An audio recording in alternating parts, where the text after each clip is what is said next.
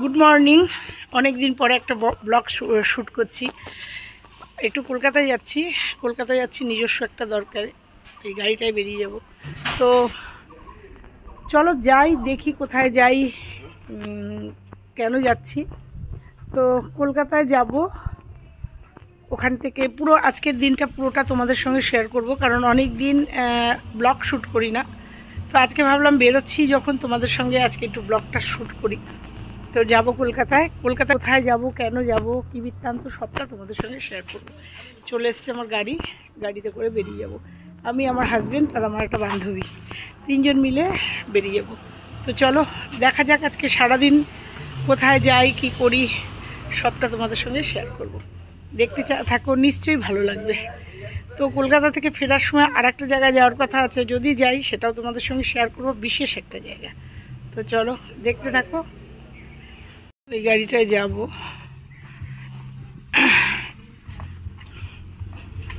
খোলা তো না?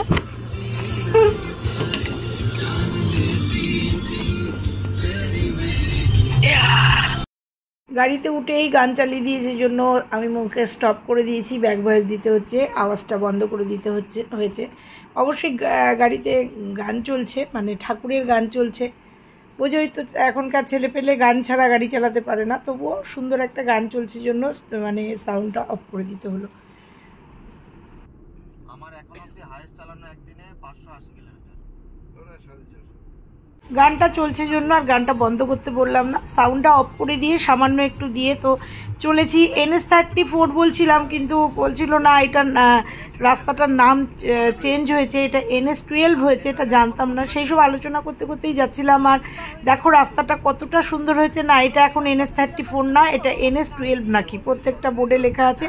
সেটা আলোচনা করতে করতেই যাচ্ছিলাম। আর রাস্তাটা অসাধারণ হয়েছে, অনেক দিন বাদে এই রাস্তাটা ধরেছি আমরা। অ্যাকচুয়ালি ও আমাদের দেখাচ্ছিল, বোর্ডে দেখো লেখা আছে। আমরা অ্যাকচুয়ালি ব্যারাকপুরের ওই রোডটা ধরি, কল্যাণী রোডটা দিয়ে ব্যারাকপুর রোড দিয়ে বেরোই, কিন্তু এই রাস্তাটা খারাপ ছিল জন্য আসিনি। কিন্তু কি দারুণ হয়েছে রাস্তাটা, সেটাই তোমাদের সঙ্গে শেয়ার করলাম। আর গল্প করতে করতে আমরা এগিয়ে চলেছি। এয়ারপোর্ট, দমদম এয়ারপোর্টের পাশ দিয়ে যাচ্ছি। এই দেখো।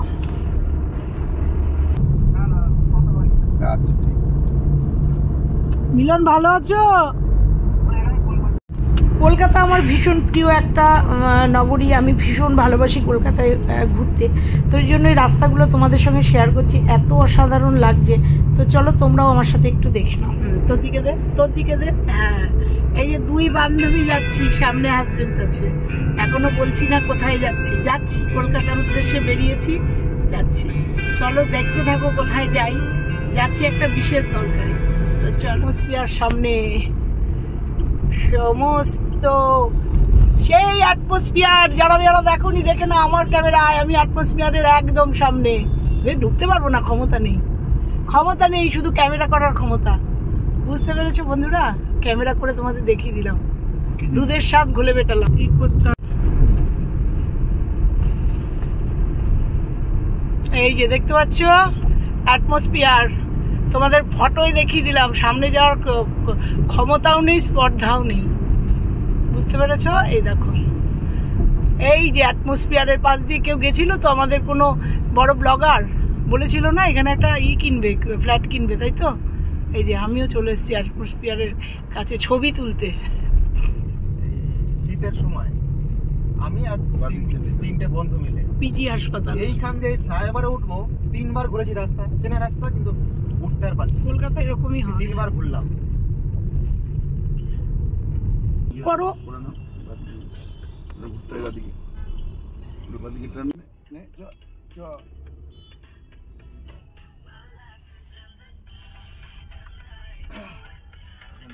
পিজি হাসপাতাল,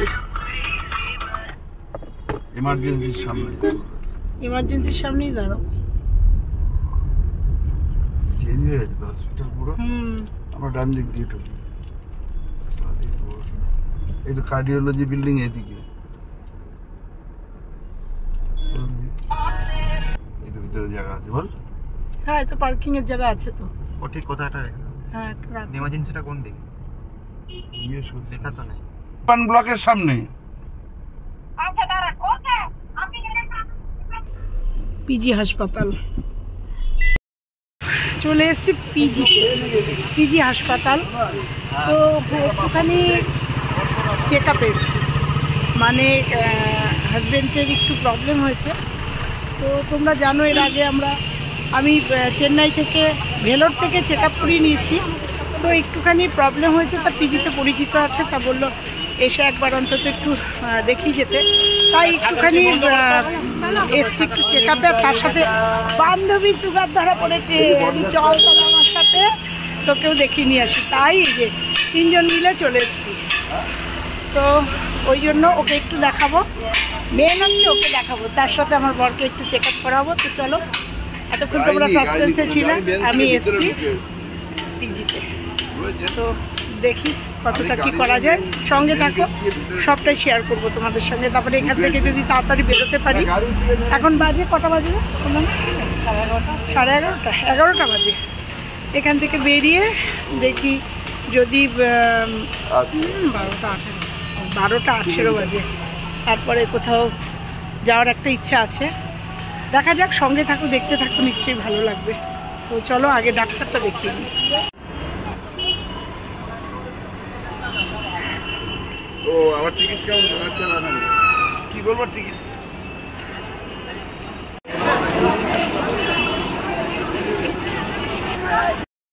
তো হাজবেন্ডের দেখানো হয়ে গেছে, এবার এটাকে দেখাতে নিয়ে যাচ্ছি। তো ভয়ের কিছু নেই, একটা টেস্ট দিল শুধু।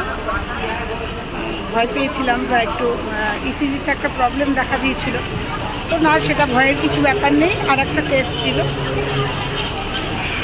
তো সেই টেস্টটা করিয়ে আবার আসতে হবে। মানে ওই টেস্টটা করালে বুঝতে পারবো যে মানে কোথায় প্রবলেমটা হচ্ছে। সেরকম কিছু না, সামান্য একটু দেখা দিয়েছে। আর আমি তো সত্যি কথাই ফেলে রাখার বান্দা নই। একটু প্রবলেম, মানে একদিন একটু মাথাটা ঘুরে গেছিলো, বাজারে বেরিয়েছিলাম, একটু মাথাটা ঘুরে গেছিলাম। আর না, ওয়েট করে লাভ নেই, চলো দেখিয়ে নিয়ে আসি। আর পিজিতে সুবিধা আছে দেখানোর, ওই জন্য পিজিতে দেখিয়ে নিলাম, ওই জন্য রিস্ক নিলাম না। ডাক্তারও ভীষণ ভালো, কি নাম একটা মনে পড়ছে না এখন, যাই হোক ভীষণ ভালো। কিচ্ছু দিল না, কোনো ওষুধ দিল না, বললো একটা টেস্ট করান তাহলেই হবে, ভয়ের কিছু ব্যাপার নেই। তো চলো এখন বান্ধবীকে দেখাই। পিজির মধ্যে দিয়ে হেঁটে বেড়াচ্ছিলাম।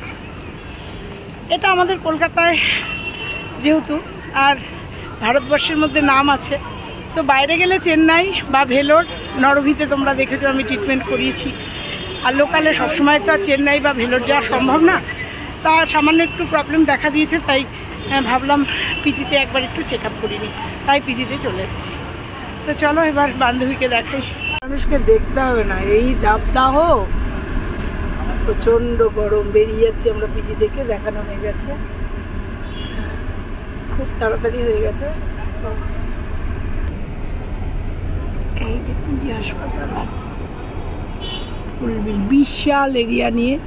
আমরা একটা সাইড দিয়ে দেখালাম, কার্ডিওলজিস্ট আর হচ্ছে তোকে মেডিসিনের ডাক্তার দেখিয়ে বেরিয়ে যাচ্ছি। এই রুটা কেমন?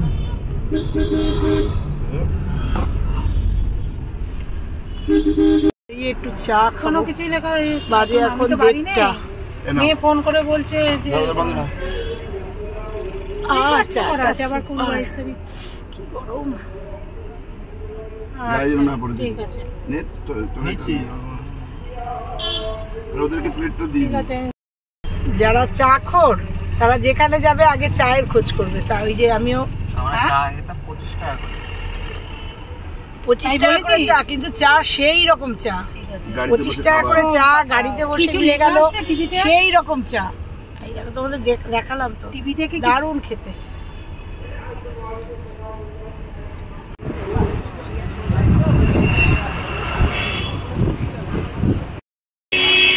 এয়ারপোর্টের উল্টো দিকে এই ধাবাটায় দাঁড়ালাম, দাঁড়িয়ে একটু খাবো। একদম এয়ারপোর্টের উল্টো দিকে প্লেন উঠছে, ভীষণ টায়ার্ড। একটু মনে হচ্ছে এখানটা সেই খাবারটাতেই খাই। তো দাঁড়ালাম উল্টো দিকে, একটা প্লেন উঠছে জন্য দৌড়ে আসলাম। তো একদম উল্টো দিকে কিন্তু এয়ারপোর্ট। তো দেখো ওখানে খাবার এসছে, চলে এসেছি ধাবাটায় একদম এয়ারপোর্টের উল্টো দিকে। একটা প্লেন থালি নিলাম, নিরামিষ থালি। এরা সবাই মাছ মাংস সব খাচ্ছে, আমি নিরামিষ তাহলে খাবো। চলো চলো খেয়ে তারপরে কথা বলছি। খেতে খেতে দেখছিলাম রানওয়েতে একটা প্লেন নামছে, সঙ্গে সঙ্গে ক্যামেরা বন্দি করলাম তোমাদের সামনে দেখানোর জন্য। দেখো একদম বলেছিলাম একদম উল্টো দিকে আমরা রয়েছি না, যে হোটেলটার উদ্দেশ্যে এসেছিলাম সেই হোটেলটা বন্ধ, সেটা নাকি বন্ধ হয়ে গেছে। তো দেখো ক্যামেরা বন্দি করে দিলাম এই প্লেনটা নামাটা। আর এই হোটেলটা এসেছি, কিন্তু এই হোটেলের উদ্দেশ্যে কিন্তু আমি আসিনি, আমি যে হোটেলটায় আসতাম সেই হোটেলটা নাকি বন্ধ হয়ে গেছে। তো চলো এ পর্যন্তই আজকে থাকলো। কাজে চলে এসেছি বাড়িতে, আর যাইনি, এক জায়গায় কন্যাগড়ে যাওয়ার কথা ছিল আর পারিনি। এই গরমের মধ্যে টান হোটেল থেকে খেয়ে একদম টান বাড়ি চলে এসেছি। 4টে বাজে বাড়ি পৌঁছালাম। যাওয়ার সময় যদি জ্যামে না পড়তাম তাহলে হয়তো যেতাম, অনেকটা বেলা হয়ে যেত, তাহলে ওই জন্য যাইনি। তো চলো আজকে ব্লগটা কেমন লাগলো অবশ্যই একটু জানিও কিন্তু, আর ভালো লাগলে লাইক কমেন্ট শেয়ার করো। ডাক্তাররা সেরকম ভয়ের কিছু বলেনি, অর্থাৎ একটা টেস্ট দিয়েছে, টেস্ট দিয়ে আবার হয়তো যেতে হবে শুধু টেস্টের রিপোর্টটা দেখাতে। তো চলো আজকে পর্যন্তই, এই যে দুজন মিলে ডাক্তার দেখিয়ে আসলাম। তো চলো, আমি দেখাইনি, ও দেখিয়েছে। তো চলো আজকের মতো সবাই ভালো থেকো, সুস্থ থেকো, টাটা।